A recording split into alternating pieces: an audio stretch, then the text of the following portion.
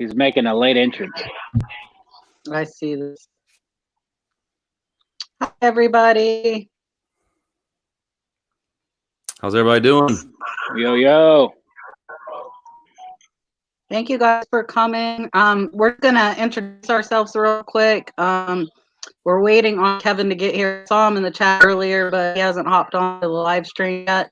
I'm Kat, the Nurse Flipper, and I've been selling on eBay since like '99, and I sell on Mercari and Poshmark as well. So we're gonna try and discuss some kind of sourcing ideas with you guys tonight to give you some more options for when you're sourcing. And I'll go and hand it over to Chris.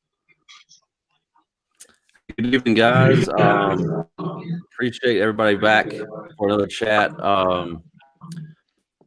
Again, my name's Chris. I'm a part-time reseller in Georgia. I've been doing it full bore since November 13th. Super enjoy it. I love it. I love the reselling as much as I love the community itself. So that's the reason we're doing this, is to create a chat, help everybody out, and answer questions, and just kind of piggyback off everybody, everyone else, and try to get some good ideas. So thank you here. I appreciate it. All right, everybody. Thanks for coming in and tuning in to us. My name is Calvin. YouTube channel, The Kelly Hustle.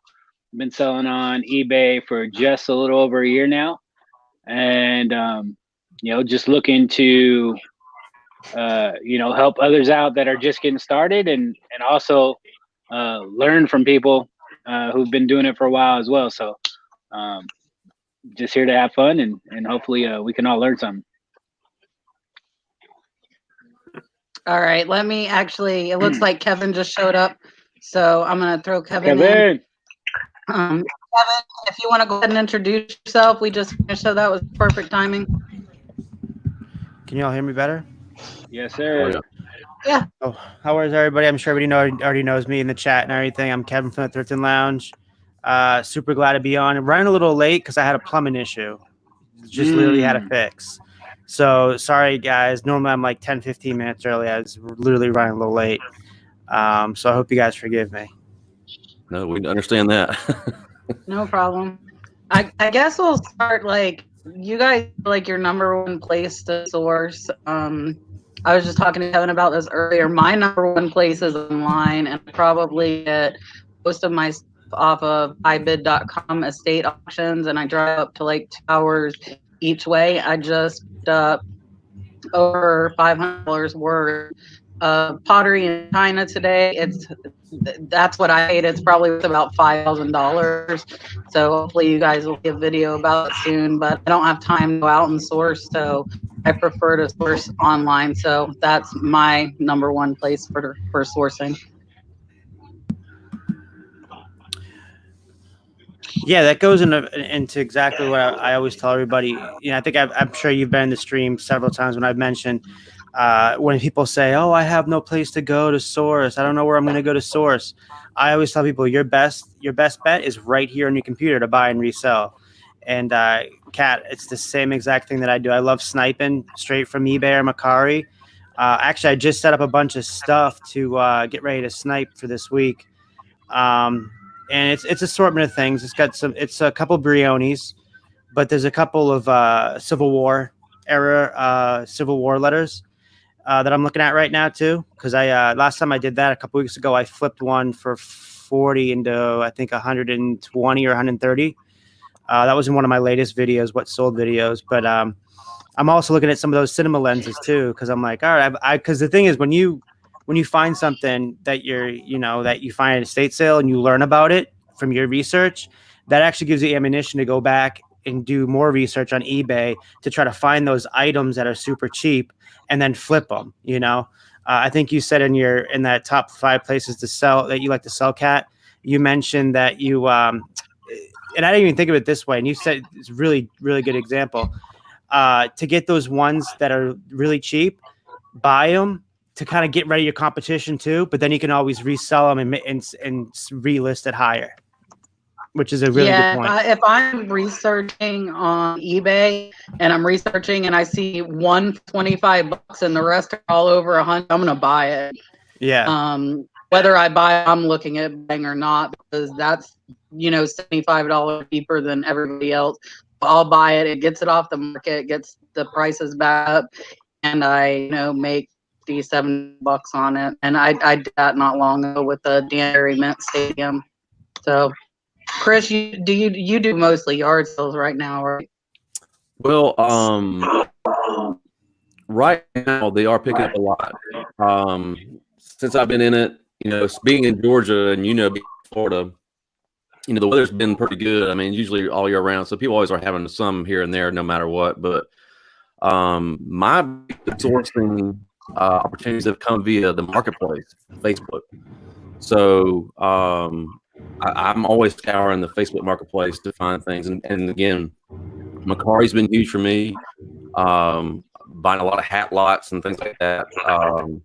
I have searches set up within Macari to when new things pop up that it alerts me, so I can snipe them as first as I can get them, and let go, offer up, places like anything online I'm always on, because yard sales roll on the weekend. I can't just wait till the weekend to buy stuff. There's things throughout the week. Is it mostly lot that you're getting off of Marketplace and like Macari and stuff, or is it very on Macari? Yes. Everything else is one off. It's very rare that I find any kind of lot on Marketplace or anything like that. So it's but being full time at work, I can pick, I can meet somebody at lunchtime and just pick up these things daily. It's really just all timing, and it's a numbers game. It's kind of just you just got to be willing to hustle to find these things online to get them, and they're out there. You just gotta just open up those apps and look. There's opportunities out there. I don't do much with any kind of RA or retail arbitrage at the moment, but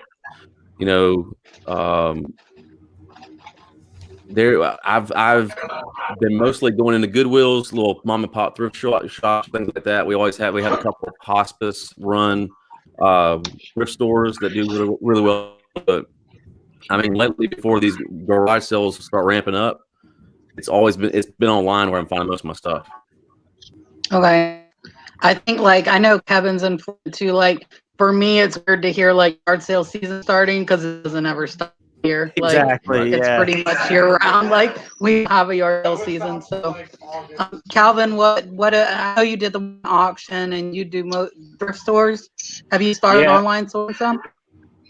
Yeah, I've done one online auction so far, and that was just to get my feet wet. When it snows out here, we kind of have issues with traveling, or you try not to travel too far if you don't have to when there's snow on the ground. But online auction, my favorite place to source, though, by far, it's not even close, is garage sales. The adrenaline gets going. I think you get the best deals at garage sales. So that's my favorite place to source. And then the place I am looking forward to sourcing once the weather really gets going here and gets nice is I do want to try doing a storage auction. That looks pretty fun. So that's probably the next avenue I'm going to be testing out. But I'm chomping at the bit to get those garage sales going for sure. Okay. Now, do you have room to do the storage lockers, or do you have to rent your own storage locker, or how do you do that? No, as far as doing storage auctions? Yeah, if you were to buy storage auctions. Yeah. So I think what I'm gonna do is probably just I think I have enough room right now, depending on how big it is. But if I get an auction and it's big to the point to where I know it's not going to fit, then I'll just go ahead and purchase a unit when I bid on one if I win it. But I think right now my basement, I have enough room. Again, it's going to depend on how big that storage unit, if I win one, how big that unit is. So I think my first time going out for one, I'll probably, I mean, unless I just see something that's crazy, I'll probably, play it safe just to get my feet wet. I have heard of people getting, burned with storage auctions as well. I mean, you just really never know. It's not like you can go into the storage unit and like look through the stuff. So you're kind of like looking on the outside, and you have an idea if certain things stick out to you. So yeah, I think just playing it safe initially until I can get the hang of it. But one of my buddies who's actually full time, he actually, talked to me about, going in half, on a storage auction just to kind of get our feet wet, and that way we take a little bit less risk. So that might be something I do initially. I think if I did it, it'd be like my box lot. I'd want to look for one thing that's worth money. Like I need to try and see my money, But I also see some of them that like if they look really nice and like the like Rubbermaid tins or boxes, like if people take care, organize their stuff, I think that's probably worth a little more money. I would think. But I worry about dispose of all the trash. I think you end up with a bunch of stuff no good. From what I was, I don't know if you guys watched. I was on with Buffalo Picker last week, and we had this guy, Double Dogs Treasures. We ended up staying on like 3 hours after the hangout, and the dude is full of absolutely ridiculous amounts of resources in his brain. What he does is he buys and sells.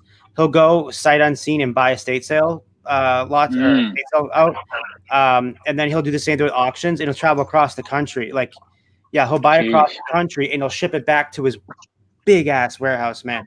And so he'll buy it like the same thing with auctions, and he's been doing that for a while now. He just started doing the high bid, but doing his own auctions on high bid. This guy is absolutely a genius, and he was talking about doing the clean outs, people that like die and stuff like that, doing clean outs for like real estate agents.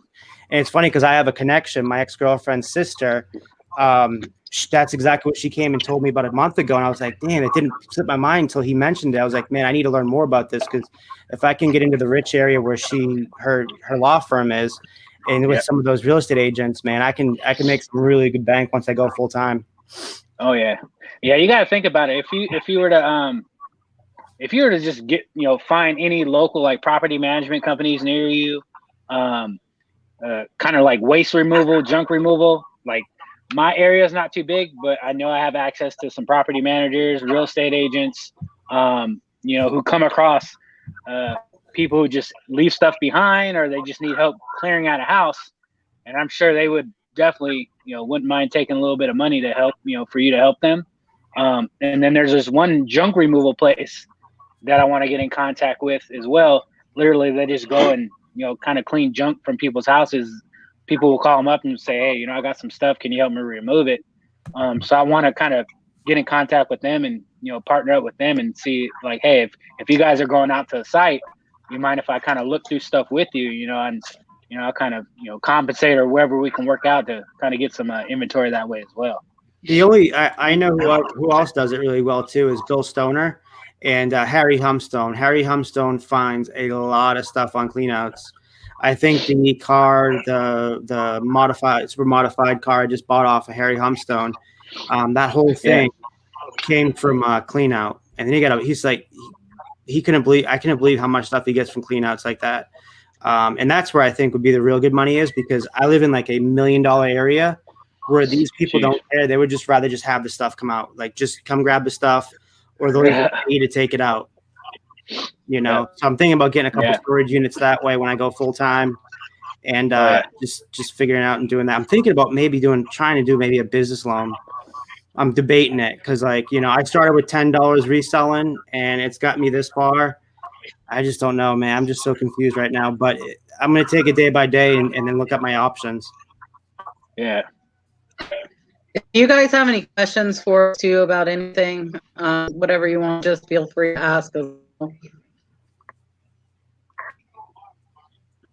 I know one thing that's kind of worked for me, especially with the yard sales dying and down and stuff like that, is I've put my own ads out in Craigslist things like that. That if, hey, look, if you need money and you got stuff to sell, contact me. I've done marketplace ads like that and kind of tricked it to where I'm not really selling anything, but made it look like I was selling something, but I'm actually buying things, and people have reached out to me for that. And I bought. And then it comes to you. Yeah, I've seen quite a few. Mostly, I've seen people posting looking for books like that are Amazon booksellers. Have like marketplace for here is dry. The college town, people price it high, like it's priced at or above eBay prices. So Right. I really don't find anything on the place at all. We got a question from Uncle Snoop Dogg. What are some common items to snipe on eBay? Anybody want to go first? For me, I just search like whatever I'm looking for.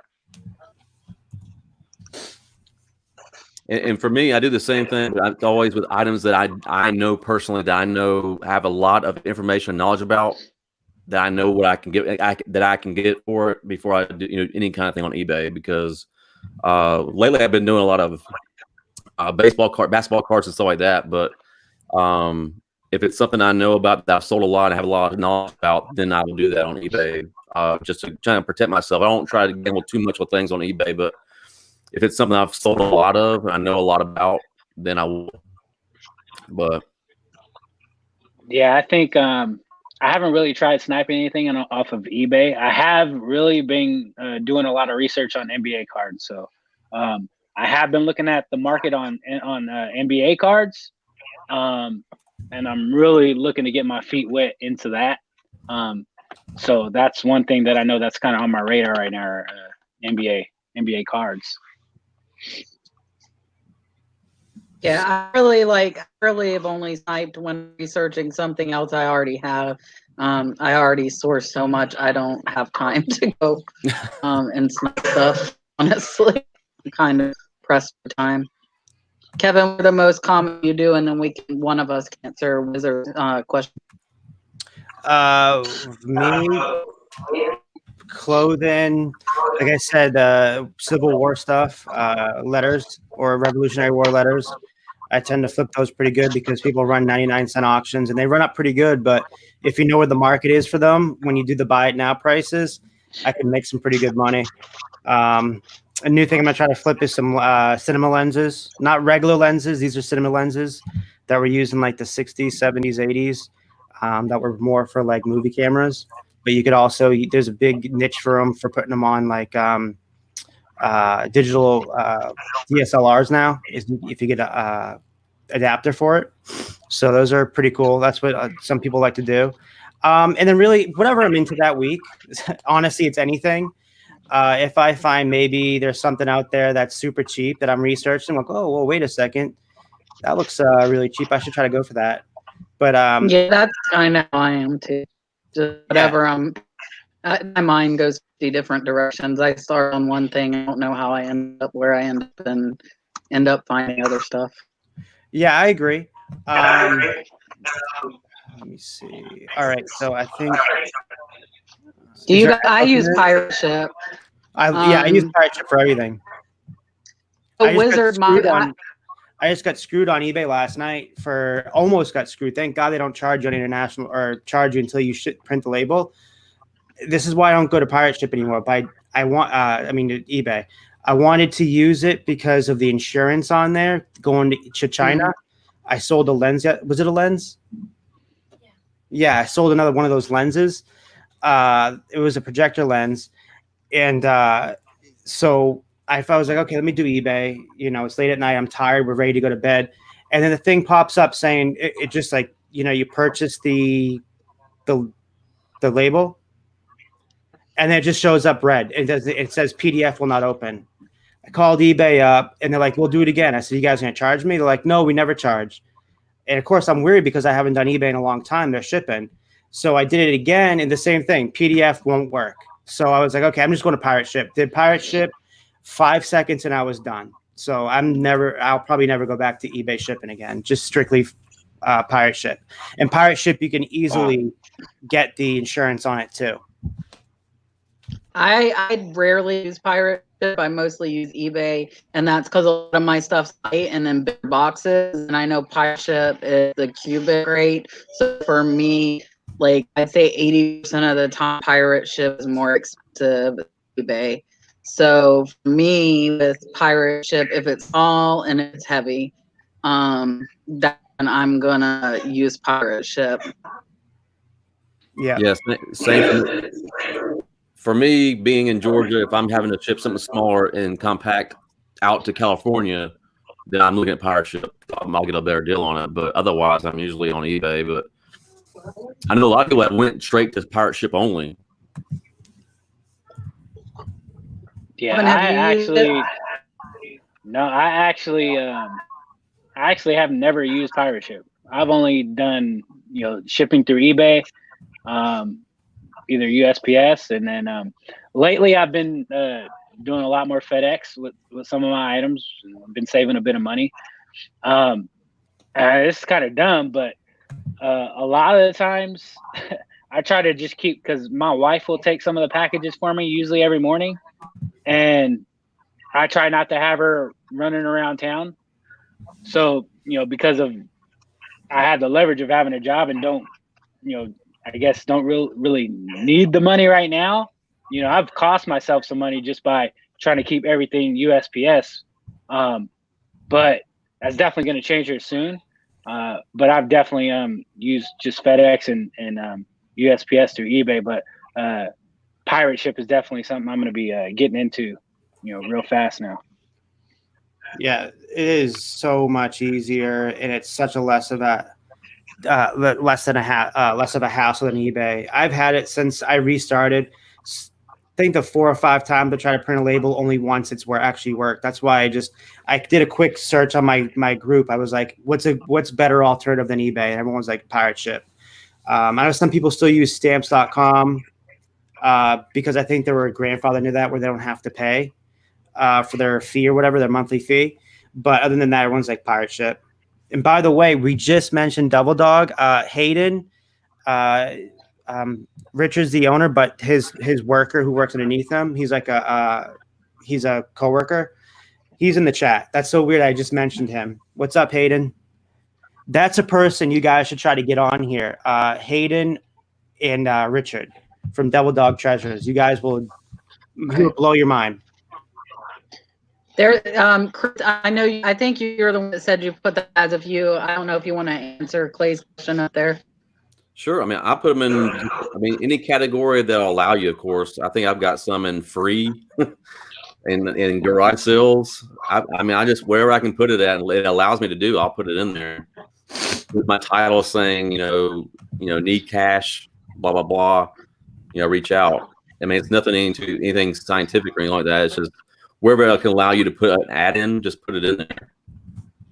I haven't got, like I said, I've got 1 or 2 from Craigslist, buys from them, but most of it's been through Marketplace, making little ads through there. But you have to be real creative with Marketplace, because if you're not really selling something, they'll decline it. But if you can word it correctly, or sometimes it will get approved. All right. Another thing about pirate ship, which is interesting about pirate ship, can't you? And this might be something to lower costs and things like that via using eBay. Pirate ship, can't you link you want to link through PayPal? You can link right through like a credit card or something like that, where you can get points. Yeah, pirate ship, you have to do credit card. They don't PayPal at all. You have to have a credit card link, and you can import your eBay sales into there as well. Yeah, that's a great feature that they have, is that you can import the eBay stuff in there. Yeah, it makes it really easy. And I just find the ones that I make a list of the zip codes, and I write the zip code on my boxes, and then I write what they weigh. And then if I think they're or if I weigh them and they're heavy, I put the dimensions. So then I sit down to print my labels. I check pirate ship. Botnet wants to know, when you're looking at comps, what's listed, where do you just set a price? I think it depends on how fast you want to move it, and you need to look at like condition and stuff and make sure yours is the same condition as theirs. And for me, I try and come in as long as they're reasonable. Try and come in right under whoever it is. But I always have a sale running, so I'll price it where my sale price comes right below whatever the lowest. So like if it's $21.99, try and come in like at $20.99, $1 cheaper, so that mine moves first. But if almost everybody's at $40 on something, one person has it at 20, I'm not pricing at 20. I'm gonna go right under that $40 that cheap one sell. I don't care. Mine will be the second that sells. That's what I did when I was on Amazon a lot as well. I you know, if somebody's low ball, I'm not trying to drive it to the bottom, but I do my item to sell. So that's kind of what I do when I'm trying to do something right below, what I feel is a fair price. And the biggest thing there to think about when you're doing any kind of listing is when you're looking at comps, you're always looking through sell-through rate. So if you see the comps, you got 1,000 sold and there's only 500 listed, then you might want to still be around the market anyway, because I mean these things they're selling fast and they're getting the market price. So I mean you got to look at the sell-through rate of the item you're listing. I got my $90 coffee cup I sold in Reseller resource group. Somebody actually told me I charged too much. Mind you, it sold within an hour. I probably didn't charge enough, but I was worth pointing well to look up. There were no comps. There were none for sale. There were none sold. And I saw the highest one had sold in the past 10 years was $175. I priced it $200. That's supply and demand. Nobody else had that cup. Nobody had it in the last 90 days. And I had like an $80 offer within 5 minutes. And I just let it sit there. I didn't accept. I didn't decline. And then probably 30 minutes later, $190 offer came in and went over to China. So, I mean, if you don't have comps, you got to really do some research because you don't want to undervalue your item.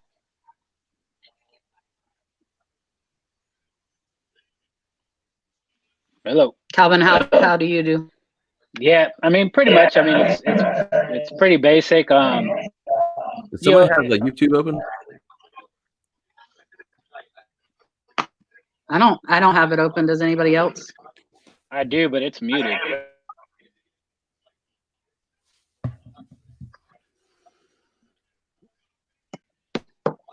How's the sound, guys? Like, are you guys in an echo?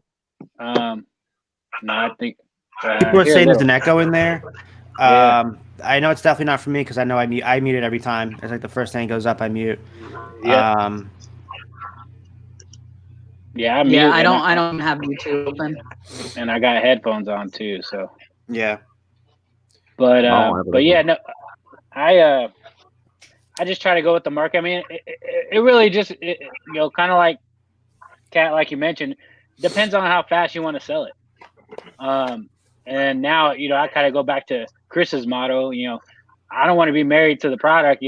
I'm married to my money. So, yeah, you don't want to totally shortchange yourself, but I mean, at the same time, it just depends on how fast you want to move it, and how much you want to, how fast you want to get that money back and just put it back into more inventory. And then kind of going off of what you kind of mentioned, if you don't see any comps, there was times where I would pass up on stuff because I didn't see any comps, and my buddy would come right behind me and snag it up, and he'd sell like 2 days later. So just because there's no comps doesn't mean it's not a good item or it's not going to sell. It's just because there's obviously it could just be that rare of an item, or there's not much out there that and that's the reason why there's no comps. So if you see something you just haven't kind of have that feeling that it's valuable, and if the price is good, I say take a chance. We're taking chances for the most part anyway, so take a chance. Always don't be afraid to take a chance on items if you don't see a comp. And you'll know quick too, because I mean, if you have activity on that listing, if you got a bunch of views, you got a bunch of watchers early on, you got something, and you don't want to be sell yourself short on it. So, okay, guys, I turned my speakers down. I think last week when I turned it down, that's it. Kevin, do you want to go over like kind of how you do the comps and how you do your pricing? So I priced high. I usually price high because when I take offers and everything. So when I get my offers, and sometimes when I price high, I surprise myself at how quickly something sells for full price. Yeah. And then I'm like, well, that's weird. I've been doing this for so long, and maybe I undersold it. But I never look back. That's the thing, is when you sell it, don't look back like, man, because you will beat yourself up. Only look back at the deals you could have you should have made. Like I did with those lenses. I still kick myself in the butt to this day. Why didn't I ask those people if I could buy them out for $100 for all 60 of the lenses? Because it was a family-run estate sale. The last day, I was the last person there, and they were trying to rush me out. I should have said, listen, that would have probably netted me at least 10 grand at least off of those lenses. If I've already made almost 3 grand on those lenses and $40, and that was only 10 of them, then I could have easily made at least a lot more than $8,000 and all those. There was more than 100 there. Plus they had like 10 to 15 other cameras and stuff. But for me, how I comp it out is first I do comps like this. I'll go in a store and your phone's your best friend. So I'm talking about the store first, right? So your phone's your best friend. Do not be afraid of looking at the comps in the store because you're scared of an employee or someone. I'll go right over the counter and I'll look and I don't even care if they're looking at me. I don't care. Same thing at estate sales. I'll sit there as long as I want, an hour and a half inside estate sale, pricing out each item, because you know why? That's how I find an item that I'm going to make a lot of money on, is by just looking at what the basic it is. Looking at I comp it out by what it is, and then the completes, and then the solds. That's how you're going to know your sell through.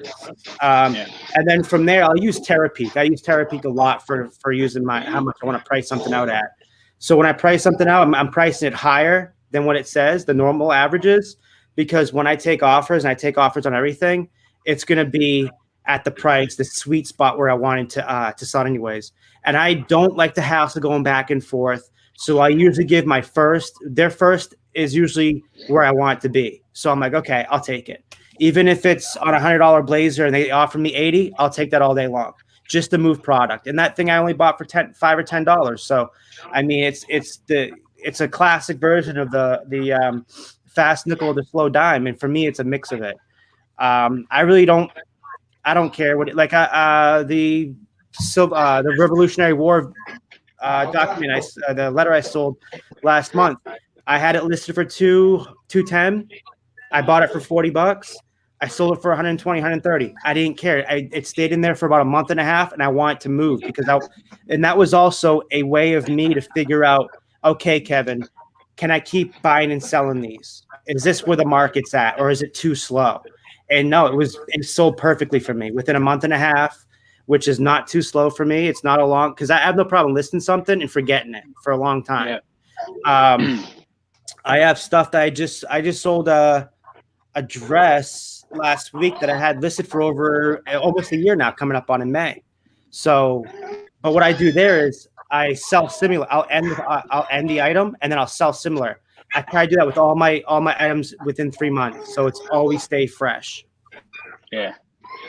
Kind of on the comping note. So if you're going to a thrift store, I mean, unless it's just like a quick walk in and you just want to browse, like it's your local thrift store, you go there all the time, and you just say, I'm just going to spend like 5 minutes to see if I see anything quick. If you're going to go in there and you know you're going to spend some time in there and you have some time to kill, I always recommend definitely grab a cart. And if you see something that you think might be valuable, but you want to kind of keep looking, because when I go in the stores, I get antsy. So I see something, I want to keep looking for more stuff. Grab a basket, put stuff in your basket, so that way you can kind of go off to a corner somewhere, and then you can start comping the stuff out there. That way you know you're not going to lose out on it. If you were to put it down, you try to go back and find it and somebody else has it in their basket. That's always I hate that feeling too when I see somebody pick something up that I was looking at and now they have it in their basket. I was like, I should have just grabbed it, put it in my basket, and then kind of comped it out later. And you can always put stuff back if it doesn't comp where you want it to be. But I would say always grab a cart, put stuff in your cart, and then kind of comp stuff out after you think you've found everything that you want to go ahead and invest in. And here's a good point to that. Follow up on that one, right? So this kid, Matt, the one that I don't know if you guys watched my dumpster diving videos last weekend. Yeah. Well, the kid I went with, so he found me through my first dumpster dive. And he's like, let's go Sunday. We went to that estate sale where I bought out all those clothes. I was looking at a drum set, a Gretsch drum set. It's worth like $1,200-1,500, but I didn't know. So I was trying to do comps there at the yard sale. And I got distracted. I walked away, went inside, and came back out. They were gone. I'm like, where the hell did this thing go? It was over by the waiting table, right? And I'm like, man, you guys got rid of the drums. He's like, yeah, your friend bought them. I was like, oh man, he bought them. He already had an offer of $700. They were $50 for all complete 5 of them. The snare drum, the toms, and everything. So he bought them for $50. He already turned down 2 offers of $700 and $800 on a Facebook like a drum place, whatever they are, like those places where we go on Facebook marketplaces. Yeah. So he already turned those down. I'm like, man, I said, you're so lucky that I waited on those. I was gonna come back and buy them if they're still there. Oh yeah. Steve asked, what's the most money you've got from one idea? I don't know that there is one. Like reselling's one for me. I don't know if there's any one thing. I do a lot of one thing. Like today, buying $500 worth of china. I do that randomly. That's how I have collections of all kinds of things. I love buying kinds of stuff, and then I all of a sudden have that category in my store. So I don't know. There's one thing that really made me more than the other. Idea. I don't know if I'm real clear. Like, does it have to be with eBay or just like most money from an idea? Yeah, I'm not sure. Steve, maybe if you want to clarify that down there. And then there is a question for Kevin.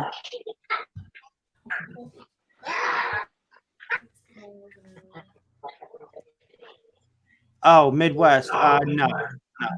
I'm not into comic, but we were when I went 2 weeks ago to the States. I actually was looking at some comics, but they weren't going for much. They weren't comping for anything. No, I'm into NASCAR. Maybe that's what you got mixed up. I'm huge into NASCAR.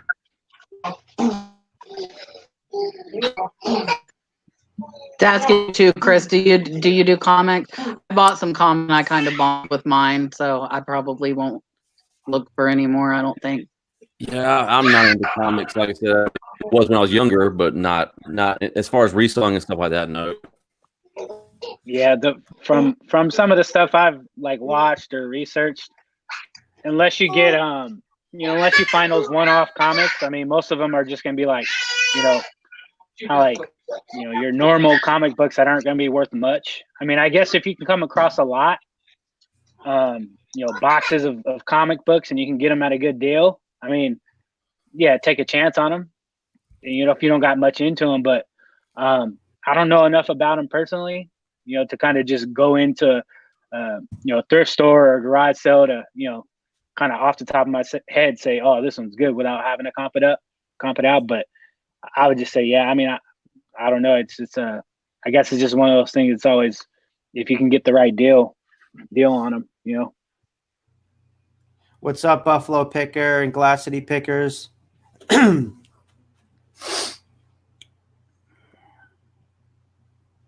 Philly Pickers in here too. I appreciate all you guys come watch. If I missed one of your questions because the chat's going kind of fast, please put it again.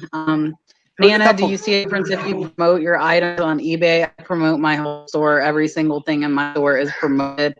I did in Q4 drop down to 2% on everything, and I have now adjusted mine back up to trending rate, and I'm seeing more $250 days, which is what my goal is per day. I'm seeing more $250 days than I saw when I had everything at 2%. So I figure if it's working, then I'm going to change it. And not all of them sell promoted, even though I do have them promoted. I would say probably less than 50% sell on the promoted. So I just automatically promote everything. I don't know what everybody else does. So you say Kat, that you promoted at the suggested promoted percentage? Yeah, I did 2% for a while.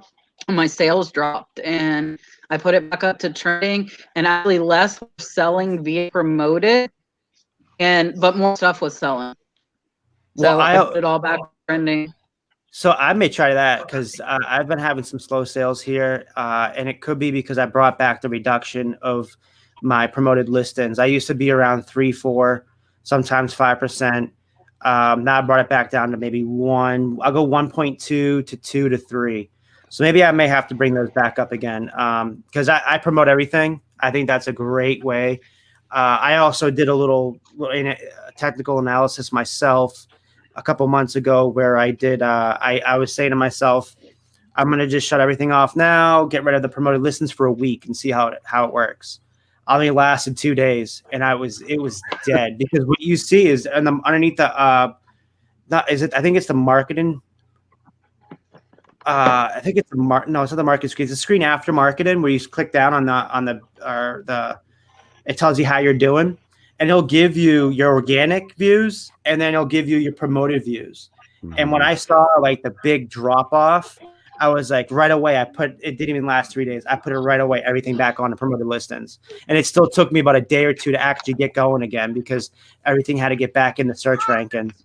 But I do 1% across the board. So I fluctuate just to kind of test different percentages out to see how things work. And for me right now, 1%'s been been the best thing for me and what I've been selling. So, but I definitely think that has something to do with any kind of algorithm or whatever it was in eBay. So I always will do a promoted listing no matter what, depending on what percentage it is. It's crazy to me because I'll talk to people and say, "Are you promoting your listings?" They're like, I don't want to give them another final value fee. I was like, guys, I mean, for a $20 item at 1%, it's 20 cents. Yeah. I mean, if 20 cents to help me sell an item, I will do that all day long. And just remember that when it's promoted too, always think of it like if you sell on Poshmark, right? They're 20% across the board. So then, I mean, it's only 10% fees on 10% and then the 3% through PayPal. Everything else is gravy. You still have that 7% markup, or if you wanted to put it 7% and under. So I mean, you would still be at the Poshmark fee of 20%. And again, people got to realize also, even just because you promote your listings, that doesn't mean when something sells, it was due to your promoted listing. Oh, a lot of times it's organic that sells for me. Correct. Like a lot of times, like maybe I'll sell promoted listings maybe 20-25% of the time. Yeah, same here. That's what I've been seeing. Yeah, but you're still getting up there in the search rankings more than everybody. I mean, I will pay that 20 cents for that item to get up a little higher up. Definitely. So, but yeah. I have I think since I've been selling, I've probably promoted 4 things. And the reason why I kind of stuck to that, and I'm going to start changing it up here shortly.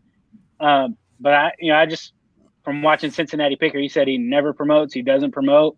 And, so I kind of went off him. Obviously I can't compare myself to what he does. That's a big difference. A lot of people buy from that's on YouTube. So you really can't even factor that in equation. Exactly. So now that's why I'm, I know coming here shortly when I'm full time, I'm gonna have to do, go outside of the box of what I'm normally used to doing.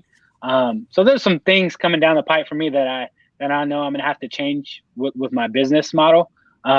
But up until now, no, I've promoted a few things and they're actually still active listings, so they haven't even sold. But it's something that I do want to start getting into a lot more. So furthermore, to make you guys let you know it does work, Glass City Picker in the chat, he said, Kevin, I took your advice last week because I was on his show. I took your advice last week and it's been working. So the promoted listings and running a 30% off. Well, I raise all my prices 30% off or 30%, and then I run a 30% off sale, run it concurrent 2 days. I am trying now 3 days just because it's slowed up a little bit for me. And I have no clue where it's slowing up from. It could be because I have 3 returns right now. So it could be, they could be throwing me down in the bottom level. because of the returns. But again, it's not my issue. The returns are going to happen anyway. I look at it. That's why I take free returns. So, but whatever Glass City said, what I told them, it's worked. So, and I'm very big on technical analysis and very big on analytics. So I try everything. Just never stop trying anything different, because if you do, you're going to get stuck in the past, and you're going to be stuck for a while. Mm-hmm. You always want to get an edge. Do you feel like it's an advantage to run promoter listings or like sales, like on a typical slower days of the week? So let's just say Monday through Thursday, you run your sales, and then on the weekend take your sales off, because there's going to be more eyes, more shoppers, and you're more likely to get full price? Or how do you do that? I can't do that because I have 30%. So like if my things get jacked up 30%, I'm not even gonna get people viewing it. So I'm always running a 2-day sale. Sometimes I'll go 2 days out, and then each additional day, every day, I'll just run a day out, day out. Lately, I've been doing 2 days out, run it 2 days within a few hours, and run another 2-day one, but never letting it get off. And then I have two sales running. So one of them I just did 3 days to see if that picks up anything. So I'm always running them too. Yeah. Same thing. I run 2 to 3 days. I actually I took Kevin's advice. I bumped my prices up 30%, but I did a 35% off, and I did a 40% because I priced them before 10% higher, and I wanted to do a 10% sale. So now my items are essentially 40% I marked up, and then they're on a 40% sale, and I think that has increased my sales. And when people make offers, like I'm like, hey, it's already 40% off, I'll give you a little bit more. I can't do from that. And I've been getting, and I hear Chris in my head every time I get an offer that I'm married to my money. So I've been taking more offers, and I'm like, oh, I don't have that much in, I'm going to take it. So I've been getting more sales that way, and especially on stuff that's sitting. If I have $1 in it and they're offering me $12 or $15, why would I not take that? And I can go buy something else that might make more money. Yeah, I mean, obviously it works for you. It worked for Glass City Pickers. I'm being honest, guys. The reason why too is that they get notifications. So it's the same thing with me. I'm always watching items. So I always tell people, think like a consumer. Like we buy on eBay, right? Everyone in here buys on eBay. Think like a buyer, right? So you want to keep, when I every day I look at my watch because I want to know what's coming up next that maybe I can snipe, because I get those notifications from eBay, and I'm always on eBay like you guys. So just like them, they see those notifications. They know you only have 2 days left. They get that notification. Then they got 1 day left. They get that notification, 10 hours, and then you get an hour. So you're getting a bunch of notifications letting you know, listen, guys, this sale's going on. It's not going to be on forever. But I mean, that's obviously it works, because you're hearing from Cat Nurse Flipper, and you're hearing from Glass City Picker exactly what I've told them, what I've done, and it's working. So I'm not lying to you guys. I'm telling you guys the truth. And that's the biggest thing. I mean, for just hearing that I love it, because I think what people don't realize is, I mean, that the whole sourcing, that's a fun part. That's great. But you got to think as a business. And if we all owned brick and mortar stores, our biggest issue of getting customers inside the door to buy our product. Marketing. So our biggest issue right now is, how do we get somebody to click on our item to create activity on it and get buy from us? And just them clicking is the first part of it. You gotta have a great photo, you gotta be price strategy, all that. You gotta have a good listing, title, all that kind of stuff. But if you can't get them to click on your item, they're never going to buy it. Right. If you can't get them to the door. Yeah, you gotta get them to look at it first.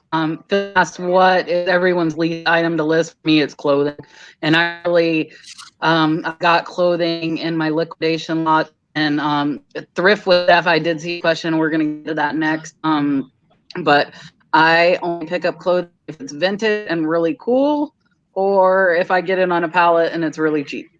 Otherwise, I don't have the patience to look through clothing at stores.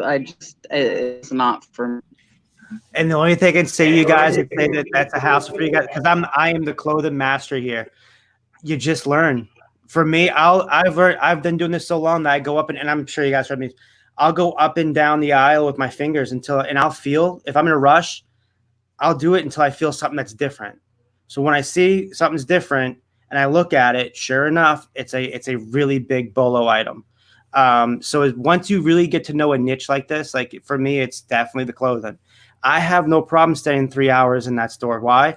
I live in an apartment. They're the easiest things to put away. They're simple. You pack them up, you put them away after you list them.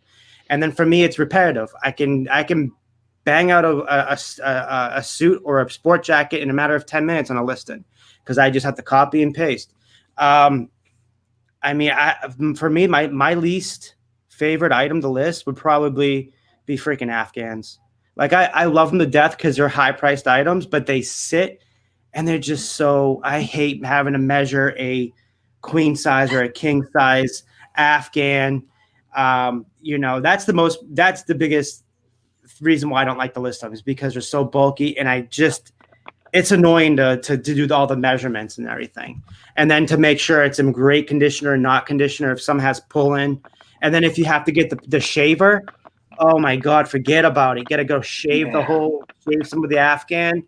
Oh, that could be time consuming. That's why I have a death pile of Afghans in my closet that I have not listed since I've been reselling, but yet I have like 20 of them and I've been reselling since back in May and I haven't listed any of them. It's just sit there.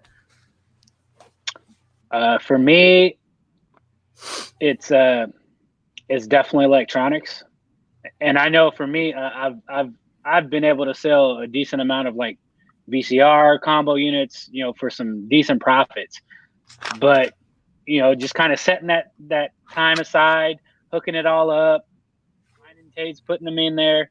To me, that was always like, I hate getting to it.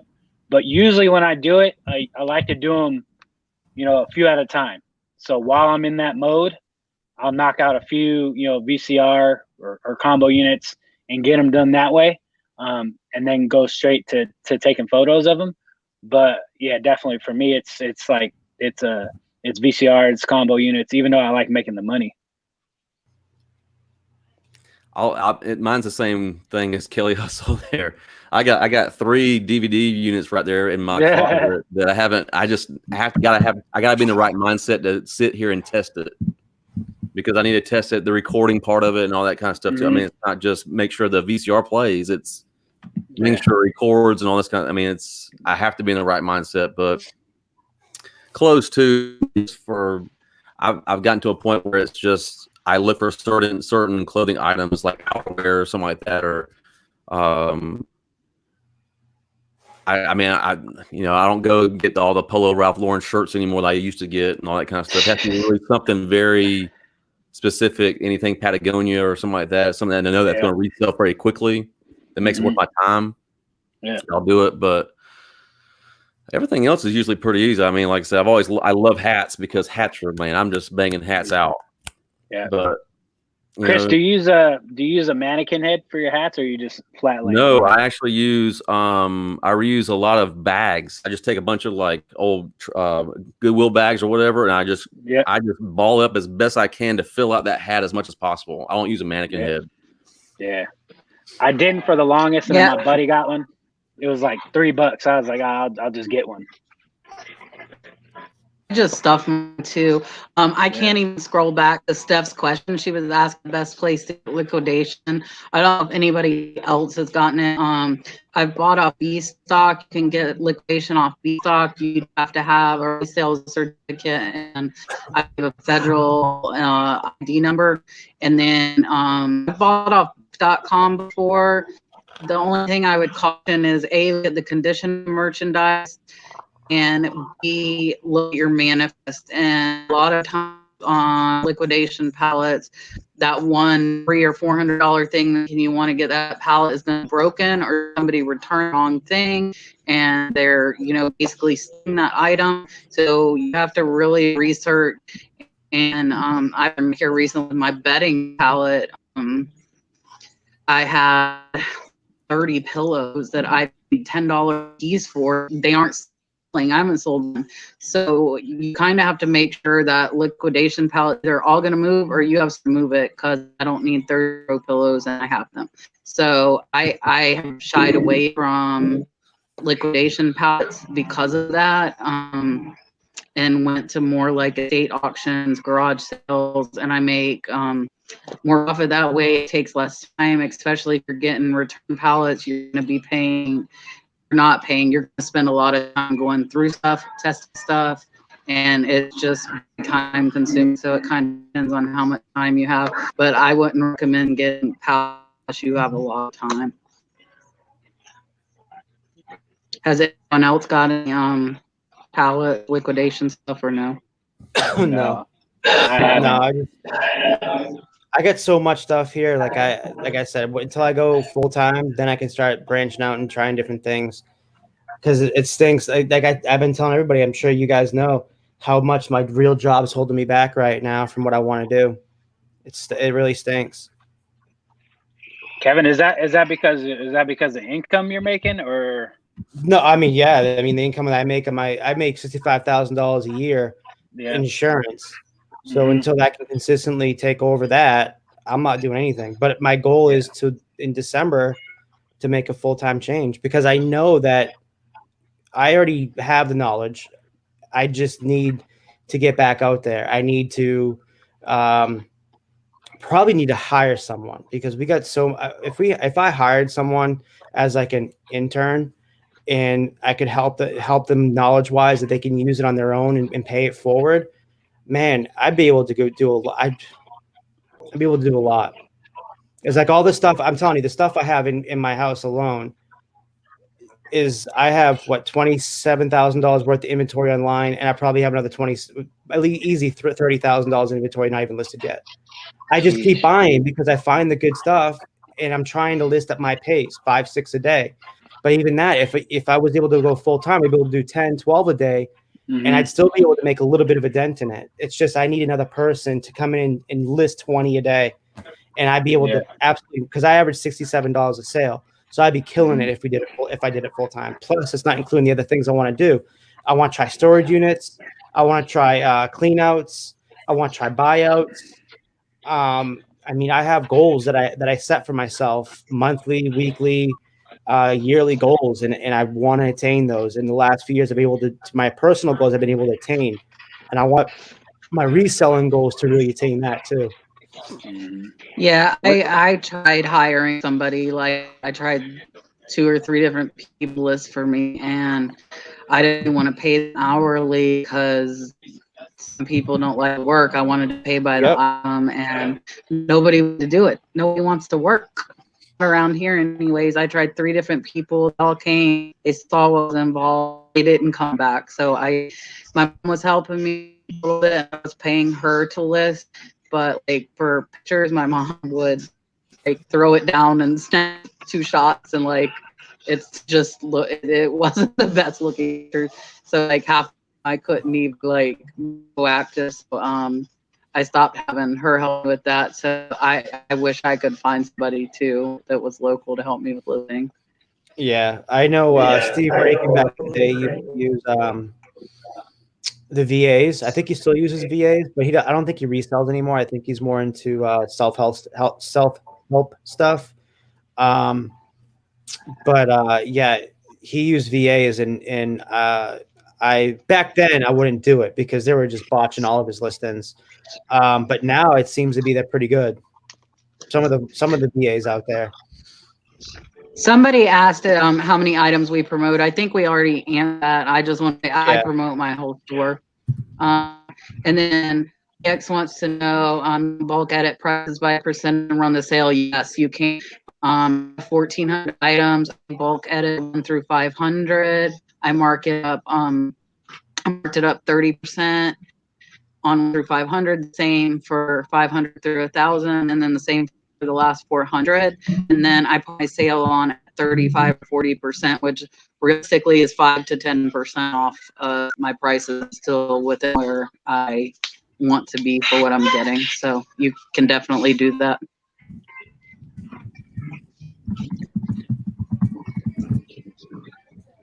trying to see if I missed any questions. So I got a question. What are your guys' thoughts on? And I know it's tough, especially when you're out there sourcing, or anywhere you go, you kind of always got sourcing in the back of your head. But do you guys try and set like sourcing budgets, like weekly budgets? Like, I'm only gonna source, spend this amount and that's it. Monthly, or how do you guys go about that? For me, it's all tax write off anyway, so I might as well spend as much as I got. Whenever I tried. Yeah, well, I know you absolutely kill it. I saw your. I tried, like, let me do like 20% of my sales for the week, which I mean, I hit like 2,000 regularly, so that would give me $400 a week, and then I end up going over it. But some don't source at all, so I mean, I would ultimately like to use like 20 to 25% of sales, and fees, cost of goods and stuff are like 35%. So that would put me up to right at 60% and leave 40% to kind of tuck away. That's what I ultimately like to do. Yeah, I buy whatever I want to buy. Like that's the difference between having my girlfriend compared to my kid's mom. I was on a strict budget then, so I was restricted. Now I can buy. I had no problem doing that buyout at the clothing for the estate sale because I knew what I was getting in return. So to me, it was a no-brainer. I was willing to pay $5, $10 for every item. But when she came back and said $1 each, I was like, oh my God, you kidding me? Hell yeah. That was crazy. I'm pretty much on Chris, do you have a certain percent? I don't have really. I mean, I'm at the point where if an opportunity presents itself, I'm buying it. I mean, because the opportunities are they are very few and far between. So when it comes, I mean, I just got to make the decision to go for it. I don't really have a budget or anything like that. Because what I've been doing, I don't know if anybody knows the answer to that question. I don't, because eBay just increases my list all the time, and I'll have to ask them. So I haven't had to ask for an increase. I'm assuming you mean for eBay to let you list so much category, not like how to find stuff in a certain category.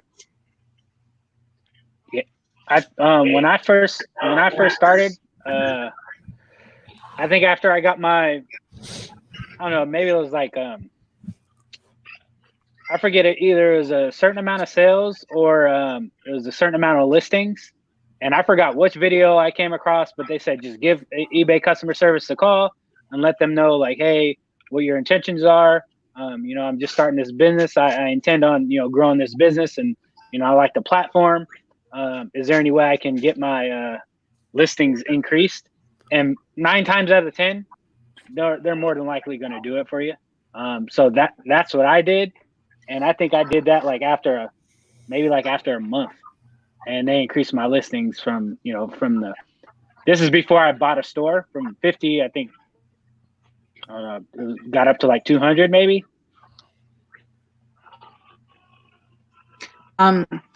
Renee or Joe, whichever one, I know both of you go under Flippin' Flamingos. I've done on Bstock, they have behalf.com. It's like a 3% business loan. So to buy some of the bigger pallets, I have done that, and you can choose to pay it off 30, 60, 90 days. I think the max is like 6 months. But it's a 3% interest rate. So I have done that to get some of my bigger pallet purchases that I got, and I pay it off within 3 to 6 months. I don't know if anybody else wants to answer that one. There was some talk in here asking about vacation mode or extending your handling time. I've heard from eBay Scavengers or Scavenger Life, whichever one they go by now, their podcast, how they mentioned don't do vacation, just do extended time, your handling time.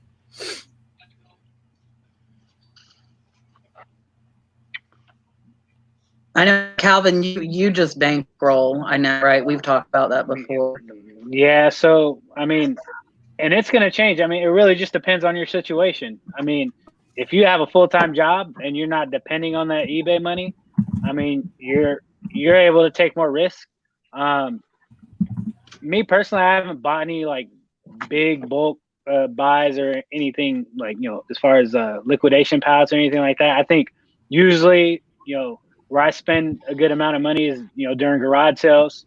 I think the most I spent in one day is probably like 250, on a garage sale day. Um, but again, it's just going to depend on, on your situation. Um, and if you're dependent on that reselling money.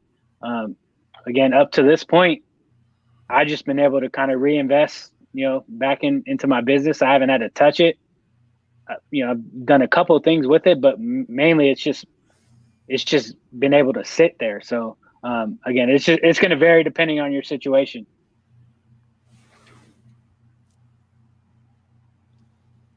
By the way, I see Green Mountain Picker in the house. Dude, I've been doing this stuff with this dude for, shoot, how far we go back, Green Mountain? 7, 8 years. It's nice to see him back. It's funny. I'm trying to get him on the Reseller reunion tomorrow. He is a OG YouTuber also.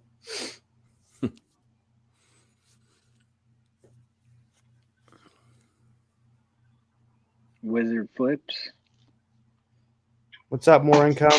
All right. Picker. Anyway. I mean, if you get in direct wholesale, like that's definitely, you get a lot of money. A friend who sells on Amazon who's 1.7 million.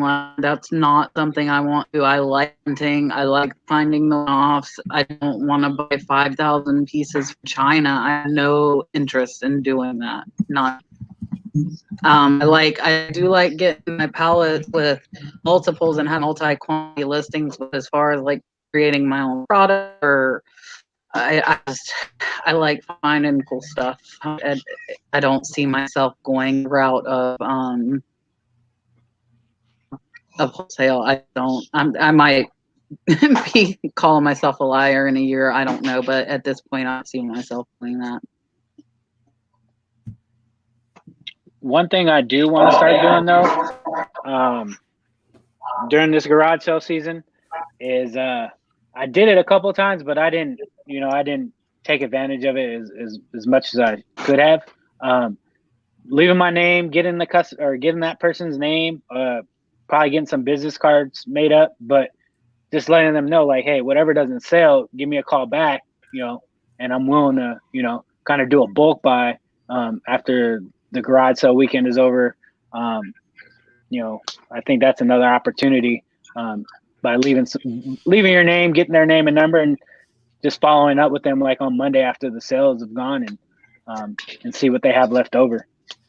I'm gonna start making business cards and hand them out to everybody, like exactly like you said, just like that, and leaving it at real estate offices for cleanouts, and estate sales too, because a lot of times I've left my number in estate sale companies, and they've actually called me for pre-sales to come in. Nice. But I don't want to do it with my business cards anymore. I've had them further so long ago. I remember when I had like a different name for it. I think it was like Our Family Thrift. I went underneath that name so long ago. Easy. I bought pallets of brand new tools that I made a killing. I do like doing pallets. I still get pallets. But I try and get high quantity stuff, not return pallets. But I've sold new tools. I haven't found any old tools. I know a lot of old tools do good. But I check model numbers of like power tools and stuff. They're small enough to ship when on yard sales. I don't know. Does anybody else do tools? I'll comp them out, but they tend to be already the ones that when I see them, they're already gone, or they're comping out not good enough for me. Same. I haven't done power tools, but I've done good with like ratchets, vintage screwdrivers, things like that. Craftsman, Snap-on. Always look out for that stuff.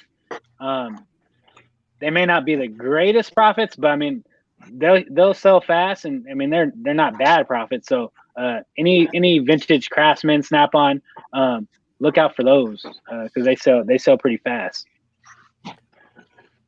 Nip. Oh, go ahead. I was gonna say, don't be afraid to go outside your niche either. Get comfortable at being uncomfortable, because you can make some good money in it, but just make sure you do your research, because you don't want to make rash decisions. You'll lose money making rash decisions. So comp everything out with your phone in your hand and see what you can find. And who knows if it's, I don't know, adult diapers that's going to make you some money and you just put them there, then it works. And it depends on what your profit margin you're looking for a ROI on. For me, I need to make at least $30 an item profit. So I'm a little bit more picky, but it doesn't matter. I'll still pick up some stuff underneath that for some fillers. I pick up lots all the time. That's how I get most of my lower price stuff. If I'm picking up singles, it's going to be worth more.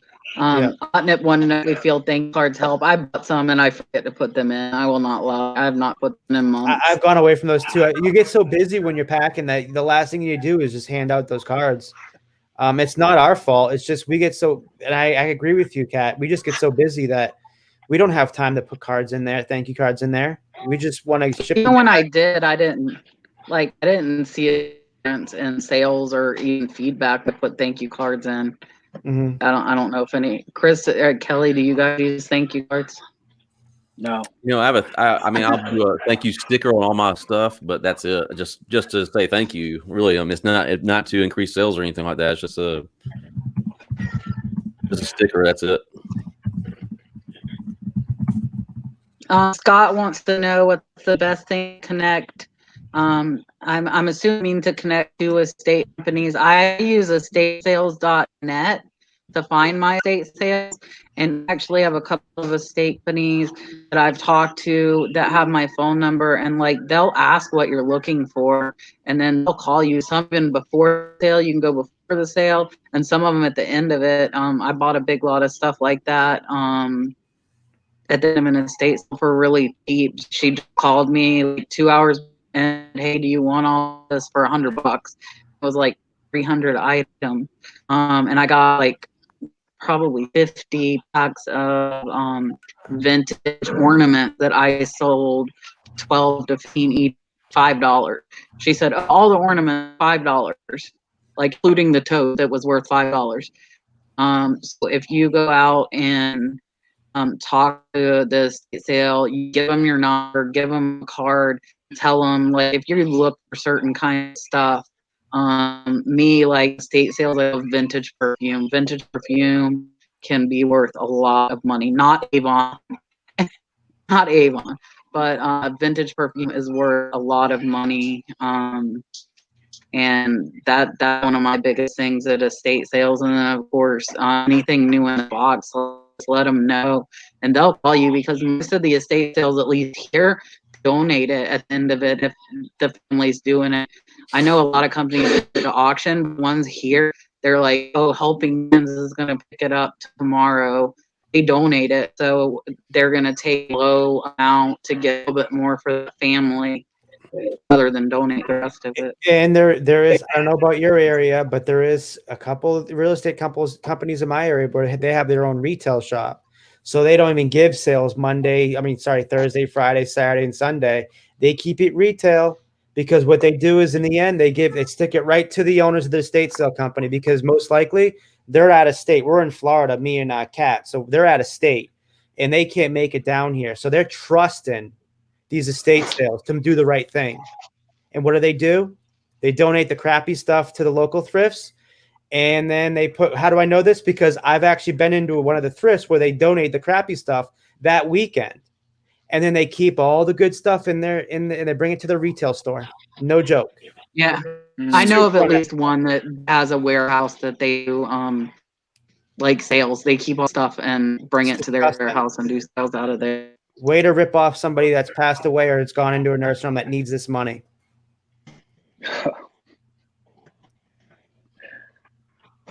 I'm gonna wrap it up here soon. We're at an hour and 15 minutes. I have to be up at 5 in the morning, work I gotta tomorrow. get ready too for work.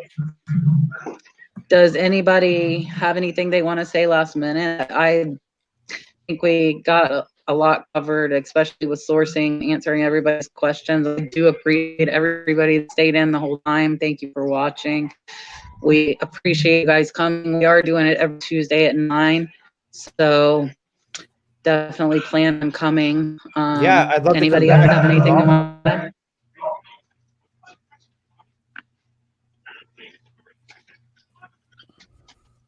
Hello. I see one question is where are y'all all located? I'm in Georgia. Oh, I don't know if anybody. oh no, I just saw that.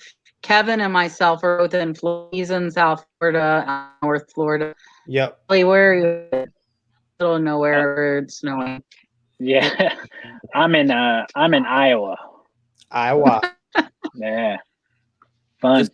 Just to kind of wrap up the whole sourcing topic, guys, I'll source when I go grocery shopping. I'll source any opportunity I can do it. Oh, yeah. You just gotta find the opportunities, man. They're there. You just gotta look for them, and They're everywhere. You gotta be creative. And like I find a lot of stuff just in my clearance section at the Publix I go to. So you just gotta keep your eyes open and always be thinking about that kind of stuff. But yeah, my coworker's been giving me a hard time for going dumpster diving, and I said, look at this, guys. I literally found some games behind GameStop or at GameStop, and I found some Ulta stuff behind Ulta. We're the most wasteful country in the world. We waste so much stuff, right? And it's just there for us for the taking. So I've learned from doing reselling for the last, man, I want to say 8 years, and then, or I don't know, I've been doing it for a long time. I know that, but coming back to it, I've still been able to live frugal. Even when I went away, I was able to live frugal, live simple, thrift all my stuff. All my stuff in my house is thrifted or bought in an estate sale, or I bought it off eBay. And it's all vintage items because that's what I'm into. I love everything vintage around 1980s and prior. But people are so useful out there. They waste so much out there that for me, it's like, why are you wasting that? Why are you throwing that out? That's like, you could easily repurpose that or sell it on Facebook Marketplace. But if you hear like the Miley Cyrus, she's only buying vintage clothes. I mean, she's only buying recycled vintage clothes now to save because a lot of people are into saving the earth, you know? So recycle their clothes. So they'll buy the vintage items at vintage stores or Goodwills. And I'm seeing a lot of kids that I didn't see before back when I did it the first time around. I see a lot of them in thrift stores. Like, that's the hip thing for these young kids to do. And that's another thing, another secret. Stay up to date with what the younger crowd is doing, whether it's street style clothing or vintage denim jackets.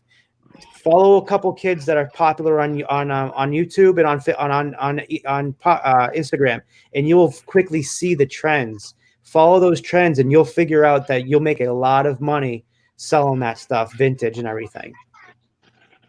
Amy will be posting a video. It will automatically post. So if you would like to rewatch the whole thing, you are more than welcome to.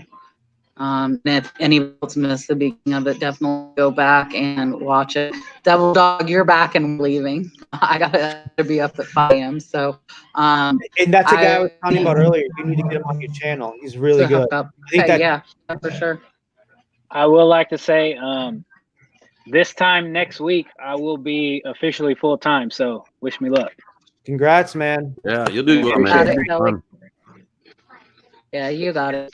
You good.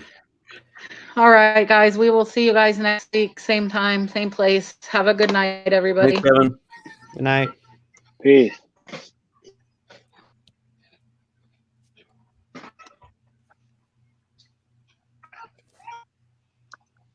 I forget. I always do this at the end of the video. I'm